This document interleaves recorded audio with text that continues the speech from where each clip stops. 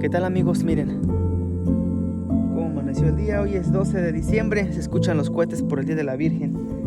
Allá está Drago, mi perro Tufi. ¿Verdad que sí, Tufi? Ya nos vamos hoy. Y allá está mi perro Drago. Ya hoy se van. Vamos a trabajar hoy un rato. El día de hoy ya tenemos aquí nuestro fuego para calentarnos porque hace frío. Y vamos a sacar hojas de maíz. Mi esposa va a escoger las más grandes. Ya trajo su cúter, es la primera vez que sacamos, a ver cómo nos va. Y amigos, miren qué les parece esta bocina. Y a la vez puedo estar tomando mi rico café. Y amigos, después de estar toda una temporada allá cuidando la milpa, ya regresaron a casa. Tufi y Drago.